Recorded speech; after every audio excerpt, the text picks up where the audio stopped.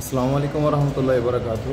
আমরা আছি এখন আহসান মঞ্জিলে এবং আমরা কিছু পুরাতন নিদর্শন দেখতেছি, কিন্তু এখানে ভিডিও করা নিষেধ। আমি কিন্তু লুকিয়ে লুকিয়ে ভিডিও করতেছি। যদি আমার পিছনে আপনারা দেখেন, এখানে একটা পেইন্টিং আছে, অনেক পুরাতন পেইন্টিং আর কি। এবং আছে আমার সামনে নওয়াব আব্দুল গনি।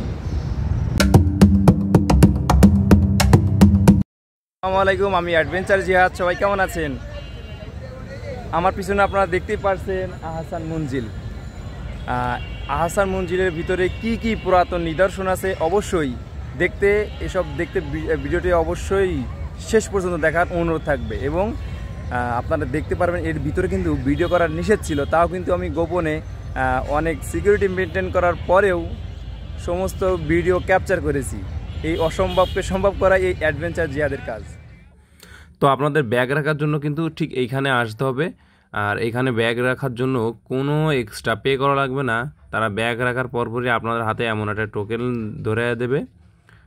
পরবর্তীতে আপনি ব্যাগ নেওয়ার সময় এই টোকেনটা দিলে আপনার ব্যাগটা রিটার্ন করবে।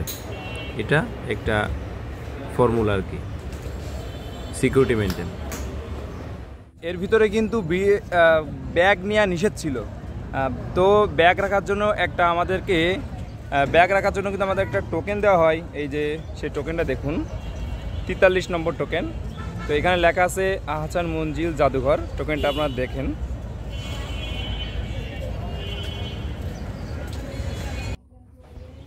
ফর্মুলা শেষ করে আপনাদের পিছনের গেট দিয়ে প্রবেশ করতে হবে। টিকিট চেক আপ করবে এবং আপনার সঙ্গে কিছু আছে কিনা এটাও চেক আপ করবে, এবং ভিডিও করার নিষেধ। তারপরে ঠিক এই পদে ঢুকতে হবে আপনাদের। তো বলি, আপনাদের টিকিটের মূল্য ছিল মাত্র 40 টাকা। আমার কাছে মনে হয় একটু বেশি হয়েছে। এর আগে 20 টাকা ছিল, এটা বাড়িয়ে 40 টাকাতে তারা ফিক্সড করছে। তো শুরুতে আমরা দেখলাম কিছু বল্লম, এরপরে দেখলাম আমরা নবাবের ব্যবহৃত সোফা, যেখানে তারা মিটিং করতো দেখে বোঝা হচ্ছে পুরাতন। এর ভিতরে মানে কি বলবো, শুধু নবাবের আসবাবপত্র ছাড়া এবং কিছু কিছু ঐতিহাসিক জিনিস ছিল যেগুলো ওরা মনে হয় সরকারের কাছে চলে গেছে মেবি। তো এই বল্লমগুলো দেখার পরে দেখলাম কিছু শোপিস, তাদের ব্যবহৃত কিছু শোপিস।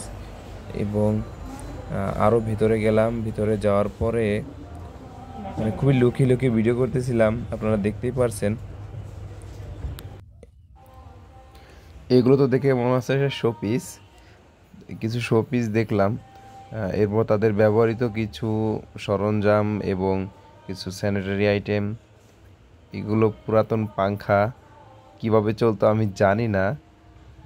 অনেক অনেক কিছু জিনিস শোপিস দেখলাম যেগুলোর নাম আমি এখনও জানি না। এগুলো বাল্ব, ওই আমলের অনেক সুন্দর সুন্দর বাল্ব যেগুলো তারা ব্যবহার করতো। এবং তাদের একটা খাট দেখলাম। খাট দেখে তেমন পুরাতন কিছু মনে হয়নি বা স্পেশাল কিছু মনে হয়নি। তো এখানে আমরা আরেকটা দেখলাম শোপিস, হেরিকেন আর কি।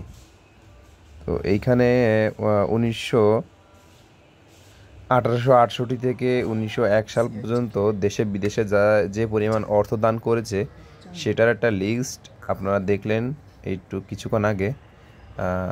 আর এগুলো তাদের কিছু পানি খাওয়ার গ্লাস, কফি খাওয়ার গ্লাস ইত্যাদি। এবং তাদের মানে যাই দেখবেন এগুলো মানে তাদের ব্যবহৃত কিছু জিনিস। এবং তাদের হল রুম দেখছিলাম, এবং তাদের ব্যবহৃত টেবিলগুলাও মানে যদিও পুরাতন, তবে ডিজাইনগুলো মানে অনেক সুন্দর, এবং এই মূর্তিগুলা দেখতে ভালো লাগেনি আমার। আর এই সাইডেও ঠিক আর একটা তাদের যে সিপাহীদের মূর্তি। আর এবং আমরা দোতলায় উঠে কিছু তাদের মানে সোফা, টেবিল, চেয়ার ইত্যাদি এগুলাই আর কি,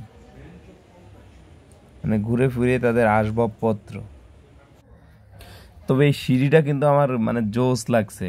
আপনি দোতলা ওঠার জন্য এমন একটা সিঁড়ি, যদিও এটা এখন বন্ধ। আর চেয়ারটাও অনেক সুন্দর। এবং ভিতরে ঢোকার পরে এই চিত্রটা দেখুন, যারা যারা শাসন আমলে ছিল এবং তাদের বংশের।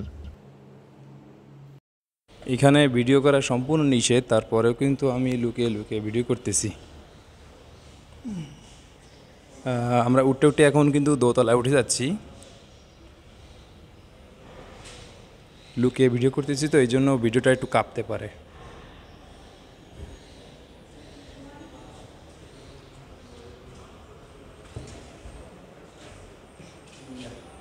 তো এখানে আপনারা দেখতে পাচ্ছেন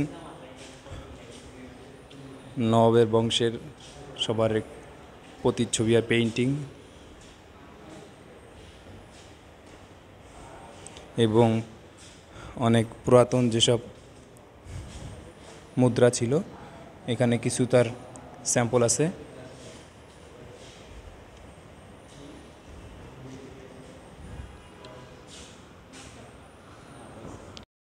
আসসালামু আলাইকুম রহমতুল্লাহি বারাকাতুহু। আমরা আছি এখন আহসান মঞ্জিলে এবং আমরা কিছু পুরাতন নিদর্শন দেখতেছি, কিন্তু এখানে ভিডিও করা নিষেধ। আমি কিন্তু লুকিয়ে লুকিয়ে ভিডিও করতেছি।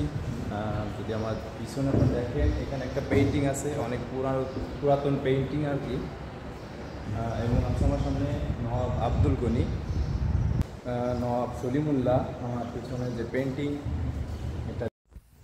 এবং এগুলা হচ্ছে তাদের আসবাবপত্র, যেগুলো তাদের খাবার, প্লেট, কেতলি ইত্যাদি। নবাব সিরাজউদ্দৌলাদের মানে এই ছিল আলাদা, গেট আপটাই ছিল আলাদা, এবং লকারগুলো অনেক সুন্দর। ডিটেলস খাজা খাজা বাবা, নবাব বাবা।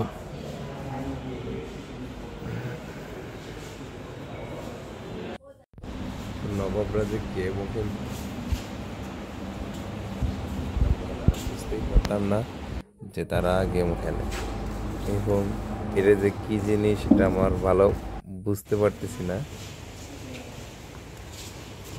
আর এটা হচ্ছে তাদের মেন বা মানে হল রুম আর কি। এবং এটা কি আসল না নকল আমি কিছু বুঝতেছি না। তো সেকেন্ডলি এইটা দেখে আমার খুবই অবাক লাগছে ভাই, যে এইখানে আপনার এত বড় একটা ডাইনিং রুম, যেখানে একসঙ্গে প্রায় 40 জনের অধিক খাইতে পারবে। যদিও ভিডিওটা লং হচ্ছে, আপনাদের খুবই বিরক্ত লাগছে, এই জন্য আমি মানে ক্ষমা চেয়ে নিচ্ছি, যেহেতু ভিডিওটা মানে আমি ওইভাবে শর্ট করতে পারি নাই, তবে আমি চেষ্টা করছি যথেষ্ট শর্ট করার। তো এগুলো আমাদের দেখা শেষ এবং আমরা বর্তমানে বাইরে আছি। এইটাই আছে মূল ভিউ, মূল আকর্ষণ, যে নবাবের বাসভবনটা আসলে অনেক সুন্দর। এখানে প্রতিনিয়ত অনেক মানুষ ভিড় করে। শুধু তাই নয়, এখানে কাপড়রাও যেখানে সেখানে বসে থাকে এবং তাদের সময় টাইম স্পেন্ড করে। এবং ভিডিওটা আমি মানে তেমন একটা ভালো করে করতে পারি না, এই জন্য আমি আসলে আপনাদের কাছে মানে ক্ষমা চেয়ে নিছি। এবং আমি নিচের দিকে যখন গেলাম তখন দেখলাম যে আগের দিনে তারা মানে কাঠ এবং কিছু লোহা ইউজ করে মানে তাদের ছাদ দেওয়া ছিল, তাও কত মজবুত। কিন্তু আমাদের সময় এত সুন্দর করে ছাদ দেওয়ার পরেও 10-20 বছর যাওয়ার পরে দেখা যায় ফাটল দেখা যায় এবং রিস্ক থাকে ঘরে। কিন্তু এগুলো শত শত বছর ধরে এখনও মাথা উঁচু করে দাঁড়িয়ে আছে। এবং এই একটা জিনিস আমার খুবই পছন্দ লাগছে, এখানে পরিষ্কার এবং পরিচ্ছন্নতা খুবই সুন্দর, যেগুলো চোখে পড়ার মতন। ঢাকা শহরে মানে সব জায়গাতে আপনি যেখানে যাবেন শুধু ময়লা আবর্জনা এগুলাই। তো এটা হচ্ছে মাত্র দেখলেন যে লোকজন বাইরে হচ্ছে, এইটা হচ্ছে এক্সিট গেট। আমার কিন্তু ভিডিওটা মানে খুবই কষ্ট করে ভিডিওটা করছি। তো আপনারা যদি লাইক কমেন্ট না করেন অবশ্যই কিন্তু খুবই মন খারাপ হবে। আজকে এই পর্যন্তই। আসসালামু আলাইকুম।